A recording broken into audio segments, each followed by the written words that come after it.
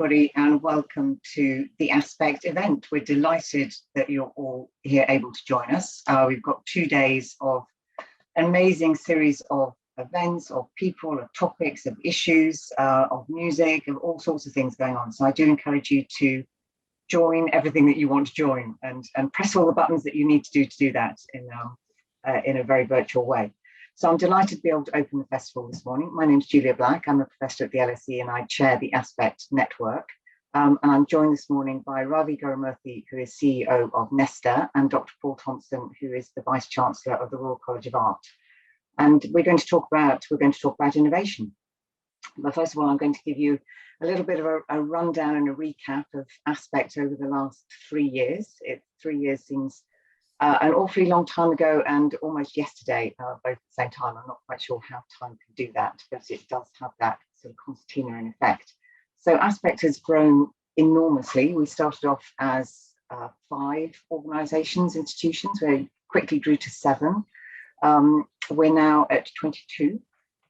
We have 12 core members and 10 associate members, and a list of about 5 or 6 that are always in constant discussions with, who are interested in joining. And they're not only from the UK, but we have somebody interested from Queensland. I was talking to Cornell the other day. We've got interest from Germany, from the Netherlands. So we've really sort of hit a chord here, I think, in terms of people thinking about, well, how can they take social science and increasingly humanities and arts research, shape research, and how can they actually mobilize that so that it makes a difference using commercialization and entrepreneurial techniques.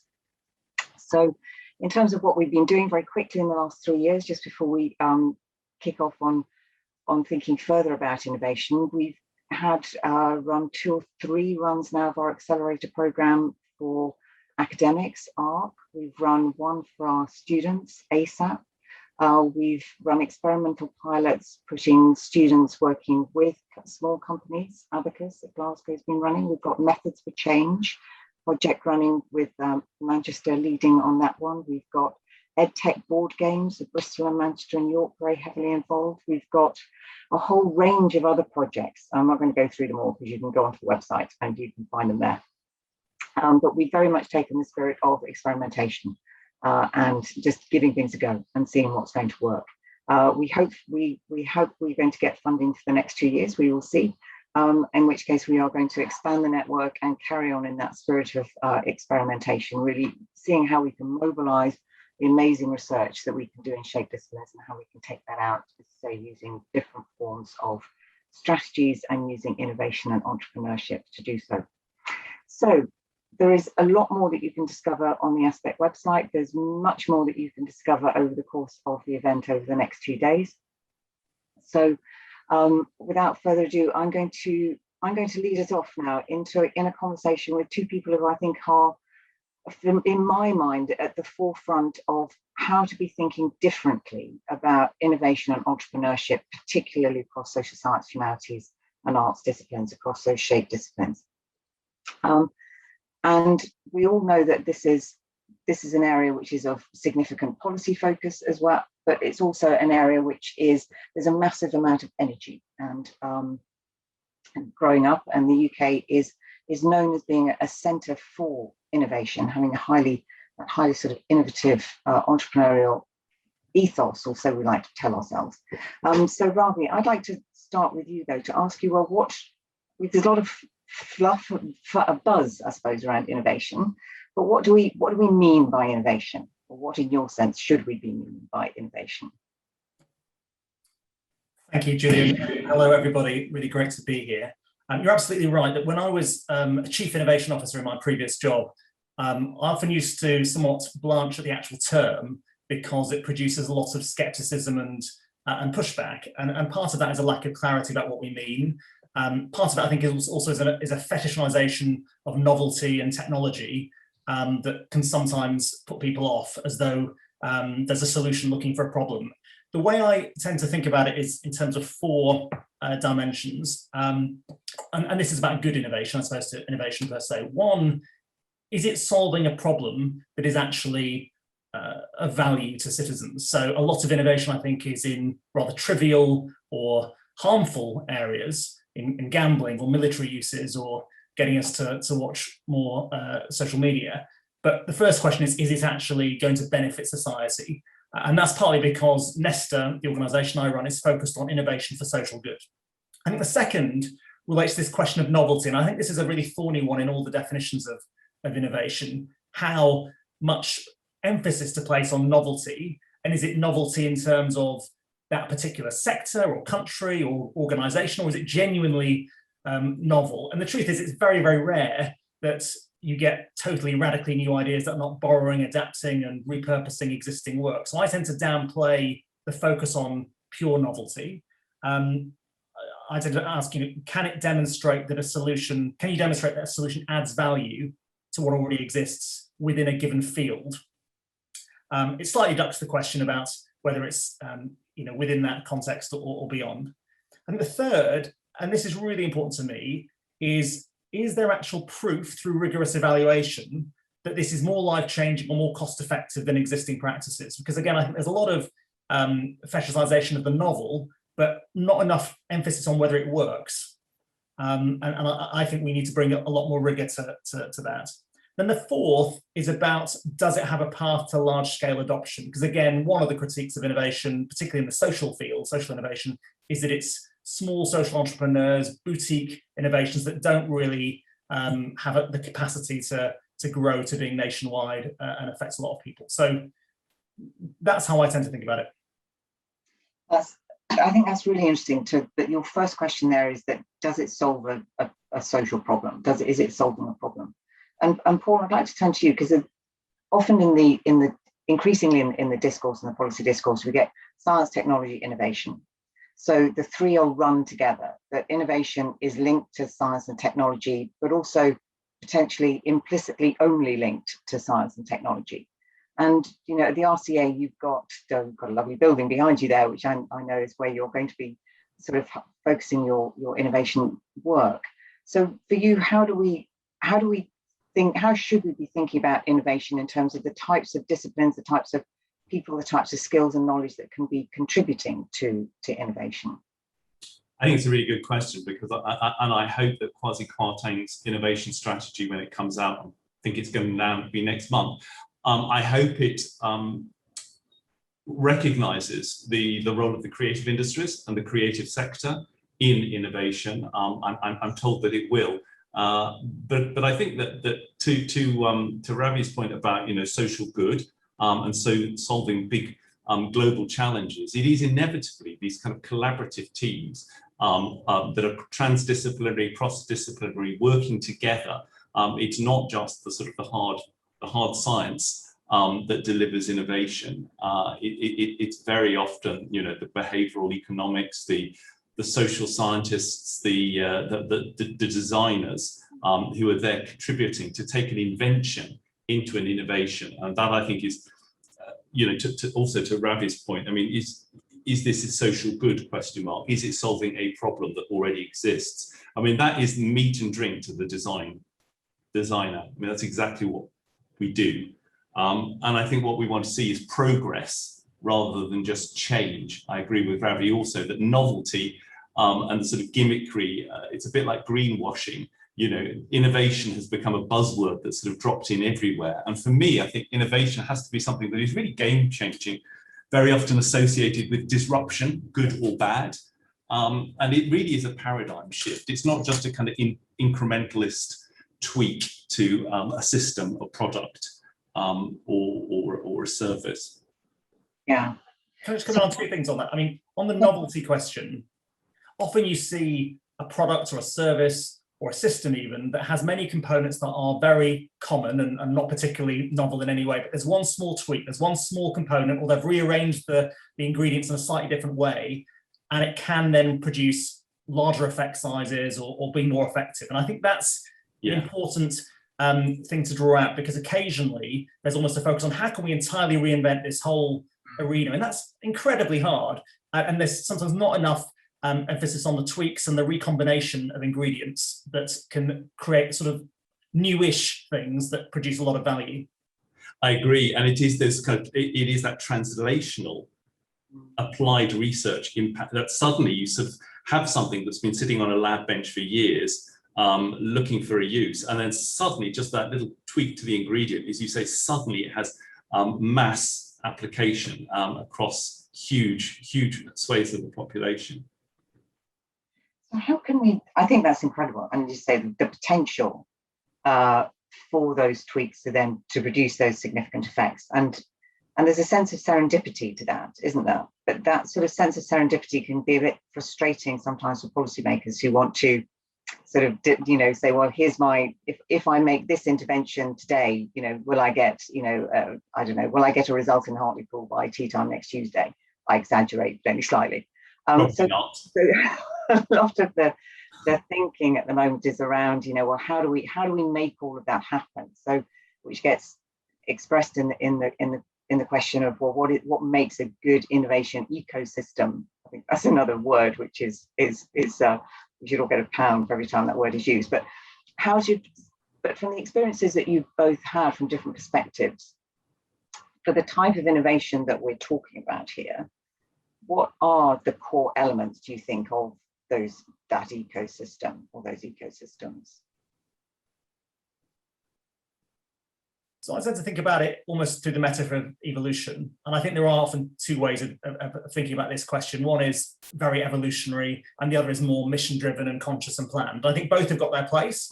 But as you say, the latter has all the challenges that you suggested, Julia, where most innovations tend to pivot massively, have lots of serendipity in how they come out.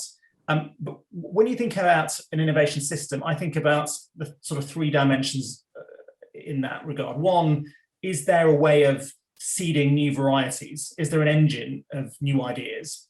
Secondly, is there a fitness mechanism that weeds out good from bad? And then thirdly, is there a mechanism for amplifying and scaling? And just worth sort of teasing out a little bit about each of those. On the sort of seeding of new ideas, you need so many different components to be in place for that to happen. You need funding for risky ideas. You need collaboration, as Paul said, across disciplines. Most innovations require a combination of people who don't normally sit in the same room to come together. Right now, lots of excitement about AI and biology. In the work I do, maybe about data science and behavioral scientists and creating more personalized nudges.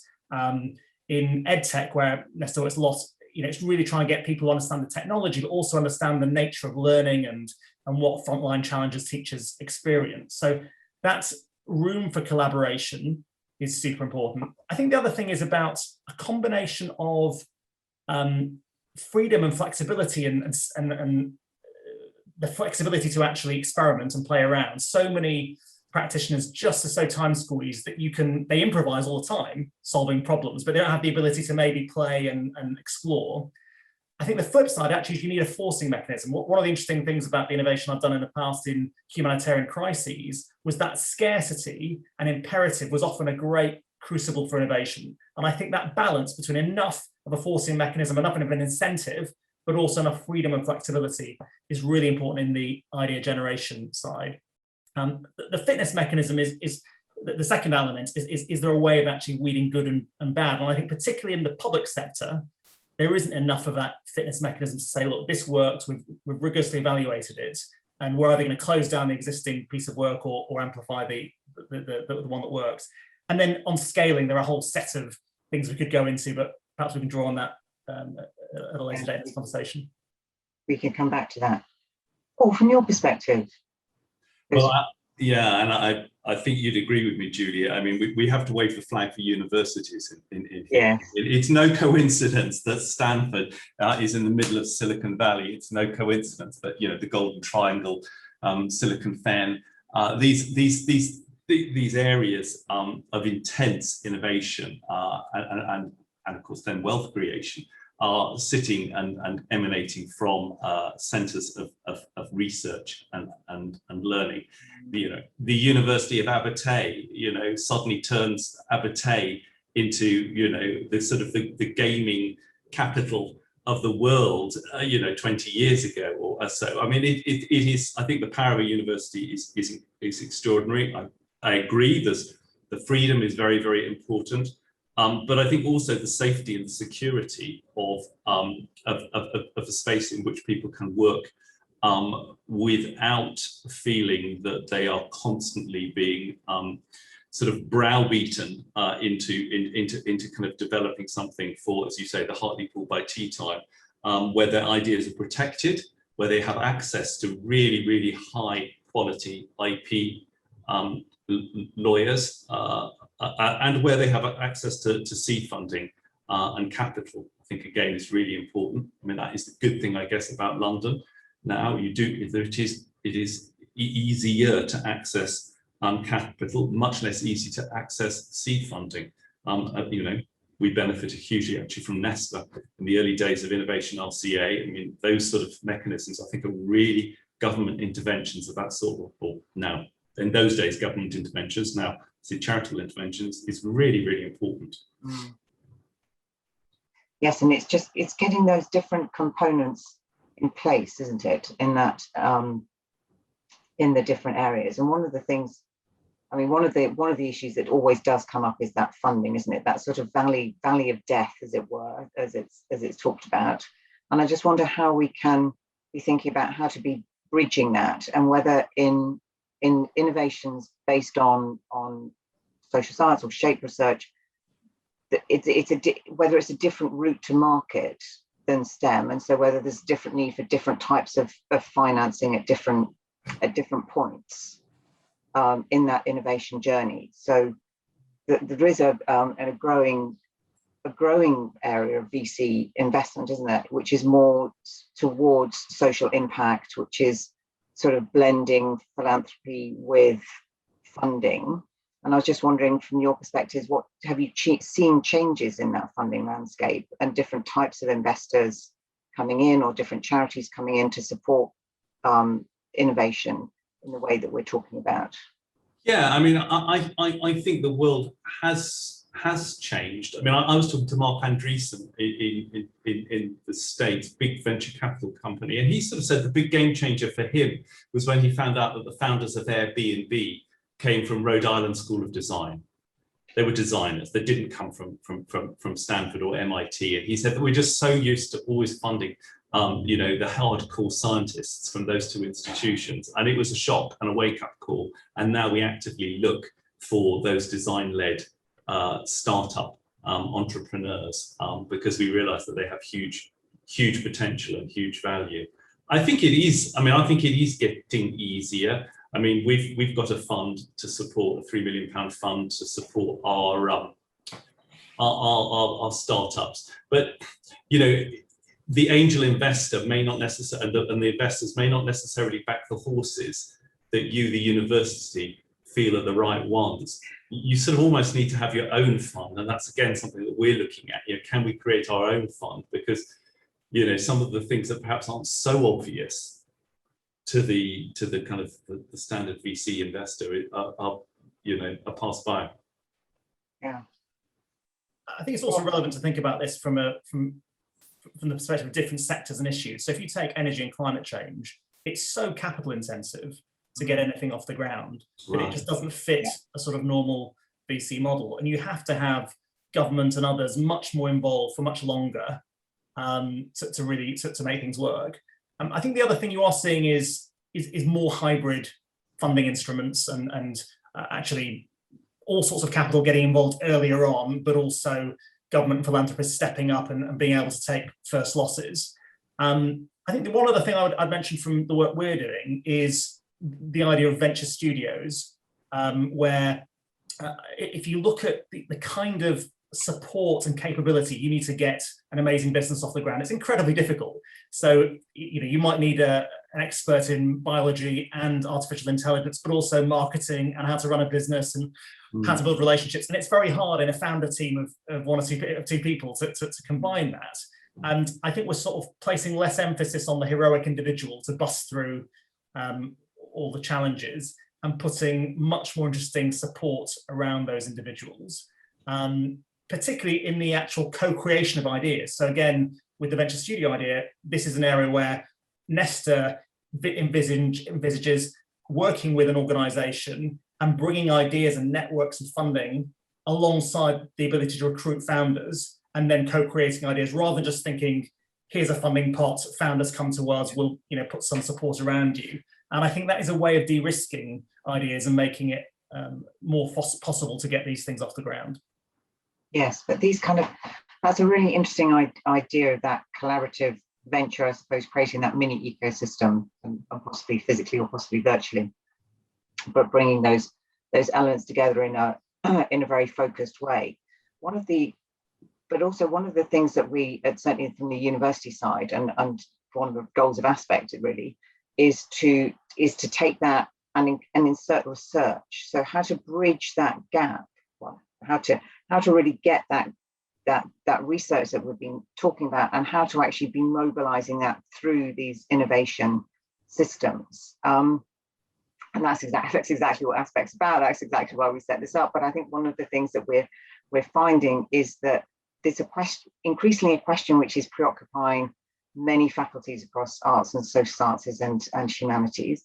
And for example, when I speak to those who are tech transfer officers are used to doing this for STEM, and they'll say, but I just don't know any of the academics in those faculties. We have no relationships with them. So from both of your perspectives, what should we be doing within that sort of that dynamic to be really enabling that research to be mobilized in the way that we're talking about, to be either bringing the research into those who are already founders, or taking researchers themselves and making them founders, or are there other ways? How could we really be mobilizing the research in the way that we're seeking to do?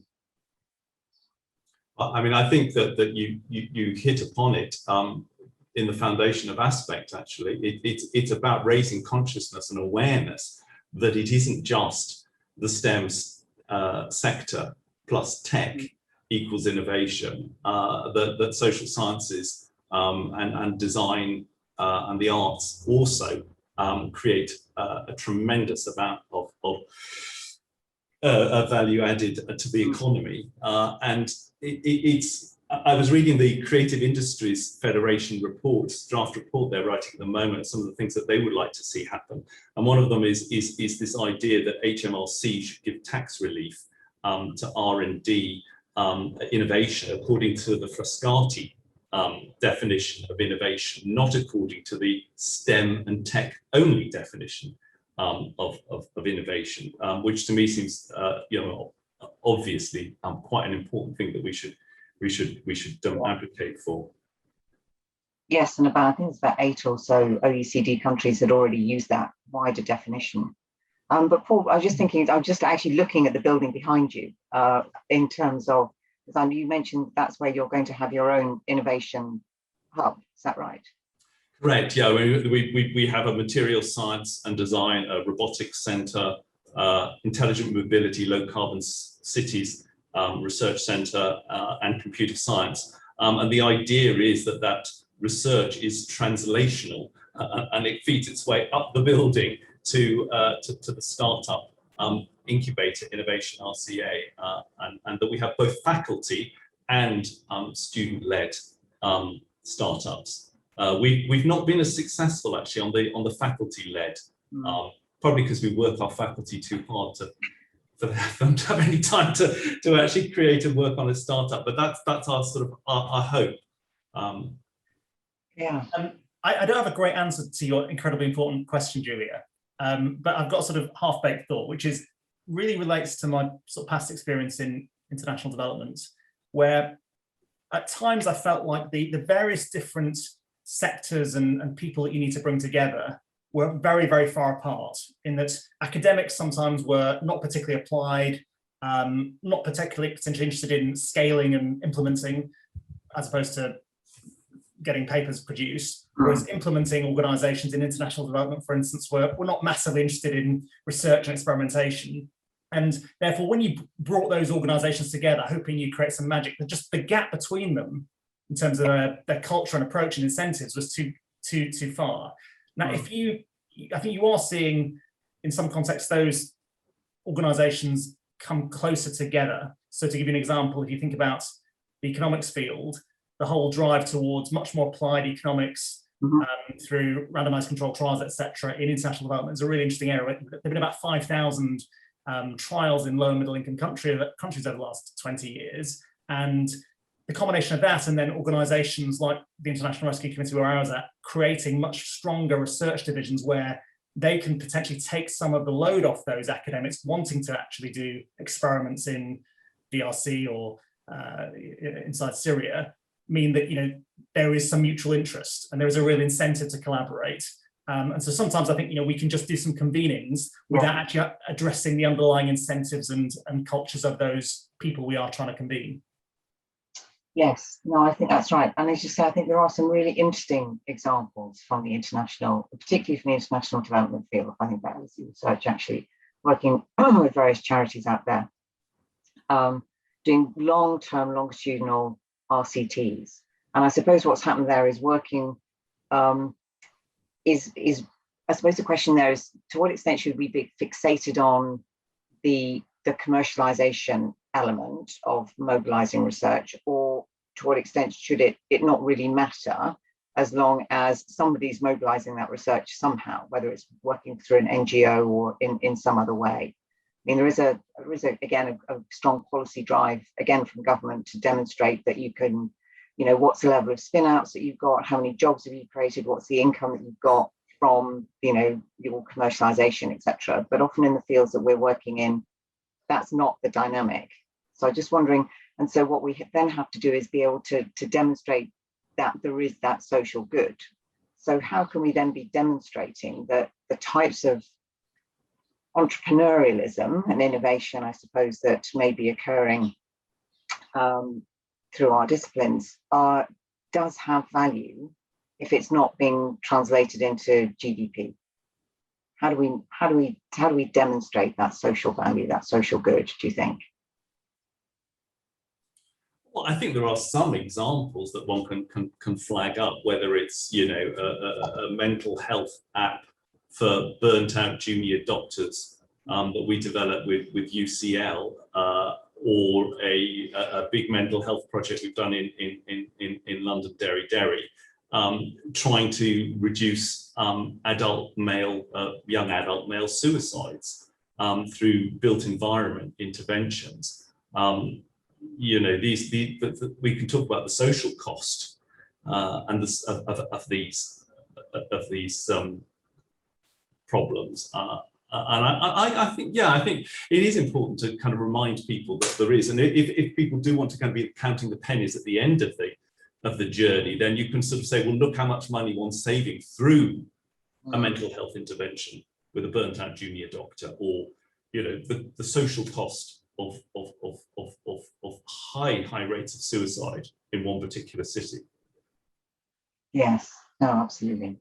Ravi, from your perspective. I mean, I think we just have to accept that there are two quite different pathways to that innovation having some social value. One is a very direct route, as Paul was just talking about, where you have a practical collaboration, as I was doing on intimate partner violence, for instance, where you know, it's very clear what the social good is and how that potentially gets to scale. But then there's also lots and lots of research that's hugely important, where the immediate path to commercialization will be unclear. Knowledge will take a sort of windy road, and if we stop investing in that, then we will pay a heavy price. And I think we just have to actually accept that there is a spin-off benefit and there are lots of externalities, and you can't always trace a clear link. Otherwise, I think we will, you know, we will pay a big price if we force too direct a connection. Yeah, between the two. So I'm just to everybody who's listening and taking part, we're about to. Please do put your questions in the Q&A, and then I can put them to Paul and Ravi, and we can see if we can address them. So please do put those questions up now. But just while we're waiting for some questions to come in, I have one further question for you both, which would be, how do we, what are the main barriers, do you think, that we are facing? I mean, we've touched on some, but what are the main remaining sticking points, and how should we be addressing those in terms of really motivating and mobilizing, energizing, I suppose, innovation? in the way that we've been talking about? I suppose I'm thinking particularly about the creative industries, and I think it's frailty of micro businesses. Yeah. You know, a lot of these are very, very, very small businesses. A lot of them are, you know, with people who are working in portfolio, freelance capacities and careers. You know, I think it's the kind of age-old British problem of scalability. You know, yeah. I mean, there's sort of tons of barriers that one could pick on, Julia. The one that I might just dwell on is about interdependence, particularly when you're talking about evolving a whole system as opposed to just a new product and a service. So if you take energy, for instance, it's possible to imagine an energy system that is much more focused on demand side response and shifting when we use energy as opposed to just more supply. But it's very, very hard to build those business models given some of the regulatory context that we have. So for instance, if you have an energy system that has a capacity market that pays for gas power stations to sit idle in case there's a supply crunch, you sort of destroy the incentives for finding ways of reducing demand unless they can be part of that capacity market. And that's a small example, but it just shows how you sometimes have to evolve the regulatory context in line with the business models you're trying to grow. And that orchestrating of new products, new business models, and new regulatory frameworks is, I think, a huge challenge in many fields, like particularly ones that are crossing the public-private boundary, which frankly are most parts of the economy do that. Yeah, or fall between gaps. So you've got products which actually fall between different regimes. So we've got very pertinently to the point, a question in from Ali Hanbury, who asks, Ravi, could you tell us a little bit more about how, if Nesta's anticipatory regulation has been developed and is being utilised and mobilised? So anticipatory, an initiative that came out 3 years ago, is it now? Yes. So I think we're thinking a little bit about this in the context of the 3 missions that we've decided to focus our energies on. So Nesta, I think, was in the past working on a whole range of different issues. We've decided to focus on, one, how to build a more sustainable future, particularly with regard to decarbonisation within the household. Secondly, on a healthy life with a particular focus on obesity. And then thirdly, a focus on a fairer start and how we narrow the achievement gap between kids on free school meals and the average. And I think in each of those domains, there are ways of thinking about how the regulatory context evolves and adapts. I think my critique would be that one approach to this has been simply, let's have some sandboxes that can allow a bit of experimentation. And typically it takes ages, it's too small scale, and the sandbox doesn't necessarily end up shaping the whole regulatory framework. And I think we are thinking, how can you have something that involves slightly more large scale and iterative models of regulation rather than ones that are just purely compartmentalized into a small playpen. But the truth is we're right at the beginning of this thinking, and I'd like to ground it in very specific context, because I think something that's too generic will not work given the very different context that we are talking about. Yeah, no, fair enough. One of the things that comes to mind in that, it always comes to mind in this context, is always in relation to AI and digital. And one of the things that I'm conscious of is a lot of the as we move into the 4th industrial revolution, a lot of the types of innovation that we're talking about are obviously are going to be tech enabled, will involve often some kind of digitization, etc. And I'm just thinking, and Paul, this may be more for you than for Ravi, but in terms of the types of skills that your students learn, one of the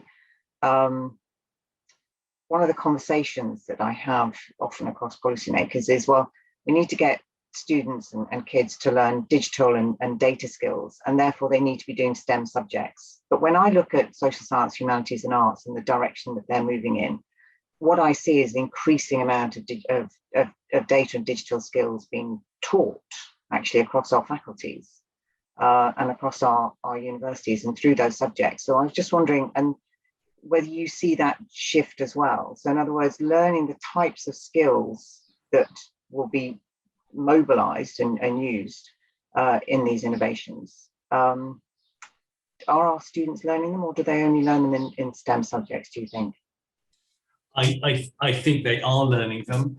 I think there's a kind of dark web of learning that we as academics are not really completely aware of.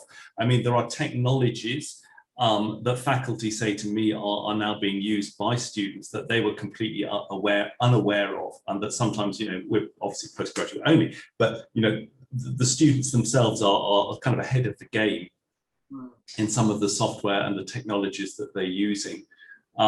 I think it's changed dramatically just in the time I've been at the RCA, where people were coming with kind of fairly rudimentary coding skills, and also I think we're seeing more students coming with from different backgrounds. About 30% of our population now comes from a different discipline than the creative arts, which I love. I mean, I'm all for that. I think it's great. So you're getting very, very different people coming into the kind of design and creative arts arena.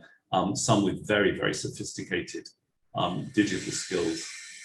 Yes, no, coming through. I think that's, Ravi, I was just wondering from your perspective, when you're thinking about the initiative you're going to be setting up that you mentioned in relation to ventures and the support you'll be looking for, what kind of people, what kind of teams and what kind of ideas are you looking for?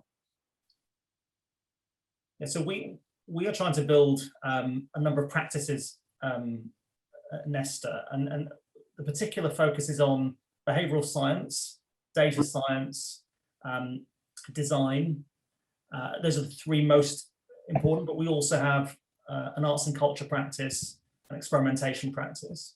And it's interesting for me to think about both the complementarities between those, but also some of the tensions as well. So for instance, design and more qualitative research techniques often involve quite similar things, but labeled in different ways, sometimes with quite different motivations. So a researcher will maybe conduct qualitative research with a focus on getting to saturation, whereas a designer will do the same kind of things, but just for inspiration until they can build a prototype. And the reason I mention that is I think it's incredibly useful if those different people in those different disciplines can have a good base understanding about how their discipline fits within a wider set of problem-solving techniques. So they're not myopic, they don't think they've got a privileged and unique insight, and they know when to draw on their colleagues. And that's sort of why generalism alongside their specialism is something we're trying to nurture within our teams, but it would be very helpful if that could be nurtured within people's studies prior to that. And just generally, I think that the best people we sometimes have come across do really have unusual combinations of skills. They do have some data science capability, but they're also smart in terms of behavioral science. And if you can have that, it's incredibly helpful, rather than just being excessively channeled into one area. Yes, that's really interesting actually, because it goes to our educational system, doesn't it? In terms of those skills. I love that expression, your generalism alongside your specialism. I think that's fantastic. I'm just wondering, having both Paul and I think have worked in the States, and I did find it striking, to be honest, about how the benefits of potentially a slightly broader education, particularly at undergraduate level and beyond, in terms of the kinds of people you could hire, in terms of those generalist skills, and the fact that you're not being channeled quite so early, I think is important. Yeah, no, it's important. So Paul, we've got a question which is something it's exactly on this theme, but it might be more specifically directed to you, I suppose. But Ravi, feel free. So it's from somebody from Edinburgh who says, we're lucky to have design informatics, a multidisciplinary course to help educate designers with data skills and data scientists with design skills. Do you think these types of courses and facilities will, or I suppose in brackets, should become more common? Well, I'm dead jealous of Edinburgh College of Art and its role within the University of Edinburgh and its ability to access the world-leading informatics program at the main university. So yeah, big fan. I spent quite a bit of time talking to Juan Cruz, who's the director of the art school, and I know that he has some really productive relationships with colleagues, scientists over that side of the fence. So I think it will become, definitely. I mean, I'd love to walk across the road once we've got rid of COVID, and speak to some data scientists at Imperial and see how we could hook up with them. Those kind of things. Come and work for Nesta once you've finished.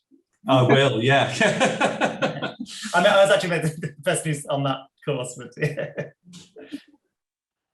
No, absolutely. But I think it does go to the point, doesn't it, about how when we're thinking about cultivating, I suppose, again from a policy perspective, the broader set of skills, I suppose, that will just feed into the ability to innovate in the ways that we're talking about. We do have to think much further down the track, don't we? As you say, going to the undergraduate level, or just thinking about how we can be bringing those different channels of education together in different ways. And so I think we've got some really good examples actually around of how that is starting to develop. So I'm just thinking, we talked about before, and Paul, you mentioned at the outset that the government's currently writing its innovation strategy. What would be the 3 top things that each of you would ask for the government to have in its innovation strategy? I always love asking questions. Oh God, I've got to think about that. So what have we talked about? We've talked about skills. We always talk about skills, which happens in one bit of government over here. We've talked about money, which happens in another bit of government over there. We've talked about, I suppose, location. We talked about universities and bringing those things together. We talked about overworking faculty, which I'm sure many of them would resonate with. So we've talked about people, in other words. And we've talked about, I suppose, creating micro ecosystems in terms of the spaces, both the type of work RCA is doing, Ravi, the type of work you'll be doing at Nesta, etc. And we've also talked about serendipity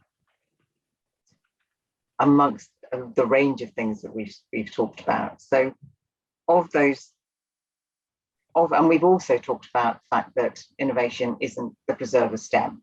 To put it very crudely, you don't need a degree in chemistry in order to be able to innovate, or rather, it's not like the fact that only those with degrees in STEM subjects can be innovators. So of all of that swirl, as it were, what would be the top 3 that you would pull out as being the most important for a government to think about as it devises its innovation strategy? I can attempt to have a go. It's I roll my eyes partly because it's the trauma of having been in government and having to cobble together quick policy pieces after the government's unravelled the previous strategy and you've got 2 months to come up with something. I mean, there's a few things. One, I think just definitionally, there's a slight issue with the fact that innovation strategy is within BEIS and is seen very narrowly, whereas I think innovation is a whole government thing, and it's as much about social and economic and environmental issues as it, as one domain. So I think definitionally it needs to be broader and possibly brought out of BEIS and put in a slightly different bucket. I think that the engagement of government in innovation is very important. Given what I said earlier about the interdependence of policy and regulatory frameworks, you have to actually get involved and think about how you enable innovation. And that's where I think the shift from an industrial strategy to an innovation strategy is a little bit unfortunate, because I think the signal that industrial strategy gave was that we are going to roll up our sleeves and get engaged, acknowledging all the nightmare-ish problems with doing industrial strategy. I think funding at various stages is hugely important, obviously. What I would pick out actually is a focus on building evidence of what works. And if you take productivity as an example, the evidence base on what works in productivity or enhancing support for business is incredibly weak. It's so much stronger in international development or education, as we've seen over the last decade. And the Treasury will happily spend billions of pounds on corporate tax change without really thinking, can we build the evidence over the next 5-10 years to inform really hard-headed decisions on productivity? So I would want a sort of what works centre for productivity. And then the third, and this is sort of partly related to what I said before, government procurement regulation, I think government makes all sorts of decisions that mess up innovation through their procurement decisions.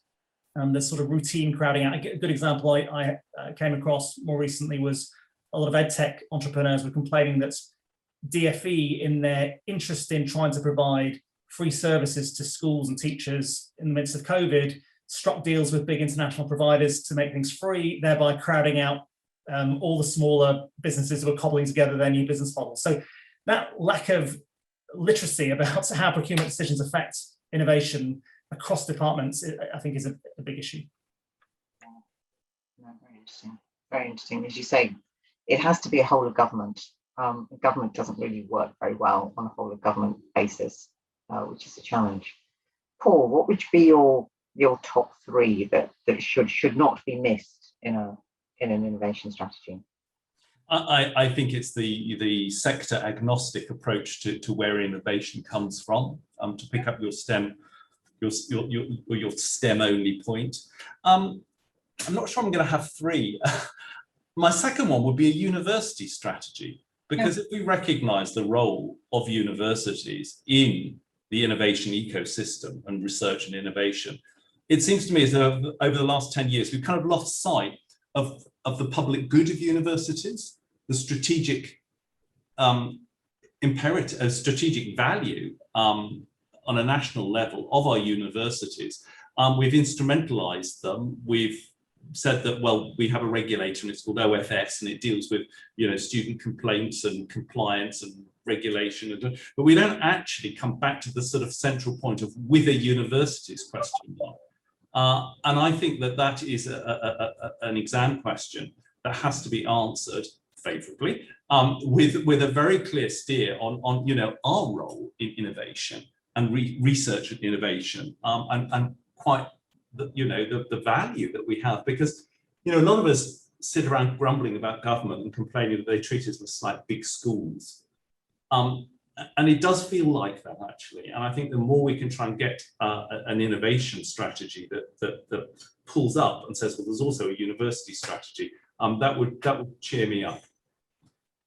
Yes, no, I think you're right, actually. And there will be, without wanting to go down the ref rabbit hole, I suppose one of the opportunities, perhaps, to the extent to which the government has a university strategy, it seems to be organised around evaluation, but evaluation potentially without a strategy underneath it as to what we're meant to be doing. But that's just for two pennies worth. But just in terms of thinking how that may then work its way through.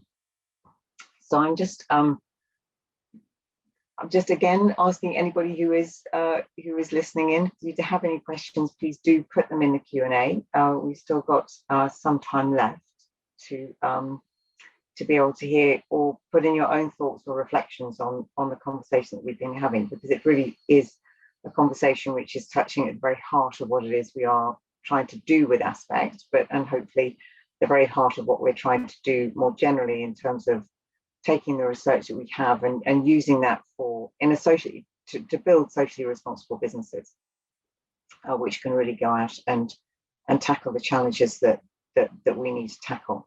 And I think one of those challenges, just coming to Ravi, you've mentioned this a couple of times, and I've heard you speak about this on a couple of occasions, is that issue of scaling.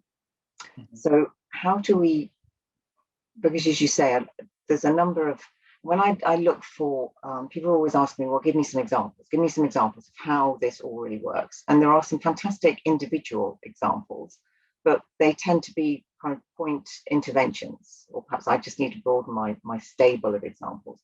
Sort of point interventions which worked at this context, at this time, in this country, in this place. Is that a characteristic, do you think, of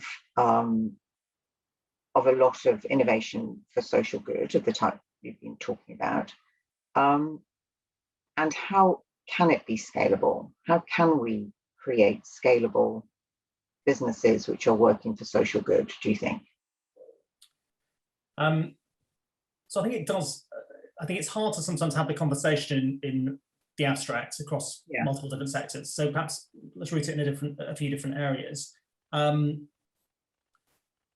If you take the energy space, you look at the S-curve for the deployment of new technologies, it often takes 20, 30 years for a technology, for instance, to penetrate the whole of the system. But when government's prepared to actually create pretty sharp regulations, like with condensing boilers, you can drive scale in 10 years. And that's what we're going to need in low carbon. We're going to have some space for experimentation, have a technology race, but then quickly be able to ramp it up through regulation. Obviously, in a lot of other contexts, you can't regulate for certain things. So if you're talking about the adoption of good management practices to increase productivity, or adoption of widely used technologies, those are, again, very sticky. It's hard to diffuse.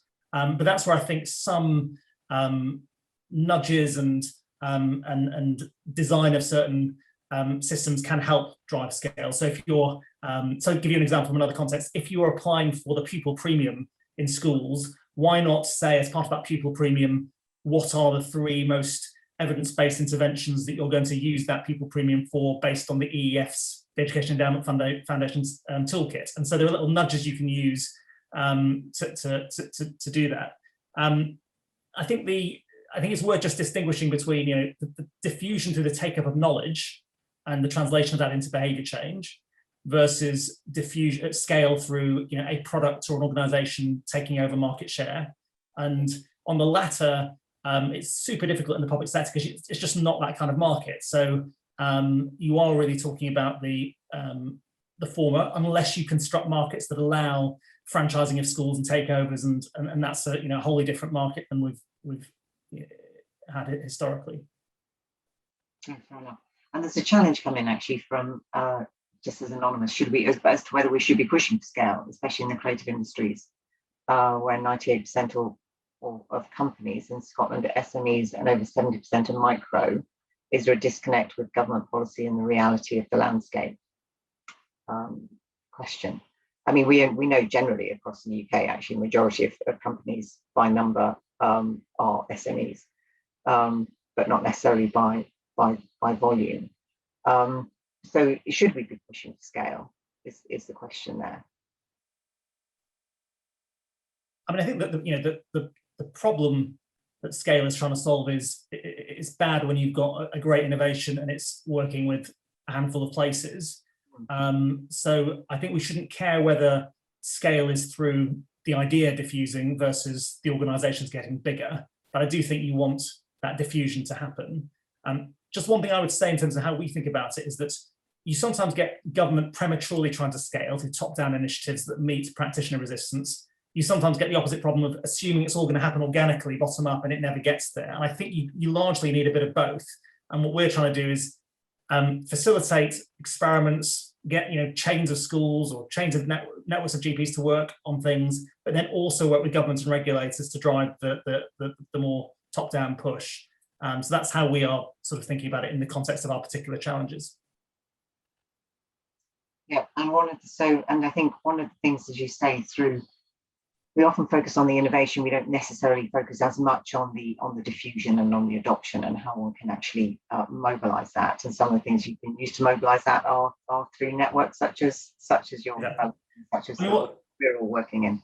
I mean, we do sometimes have a very heroic assumption that you produce the results of your research and the RCT, make it accessible to teachers and doctors and others and small businesses, and they will somehow be on that website and changing their habits that are deeply held. And we all know that it's hard to change our habits. And that's where I think a little bit more focus on how you coach and enable people to change their practices, an investment in that is hugely important. Absolutely. And I think more generally, as we know, across businesses as well as public sector, innovation is hard, but creating the absorptive capacity for others to absorb their innovation and change their practices to actually adopt it, as you say, is possibly even harder. We do have some more questions coming in, but unfortunately we are up against time. But Adam, is one from Adam Winship, which is a question of Paul, mentioning the frailties of micro businesses. And there are, I think, just saying that there are, from a Manchester point of view, they've got factory to open soonish, and there's a huge indoor venue being planned at campus in Eastern Manchester, etc. So there are, in other words, universities as anchor institutions doing exactly what it is that we were arguing universities can do, which is to really provide ways in which that support can be offered and provided. So Paul, absolutely to your point about the strategic public role for universities as we move forward into this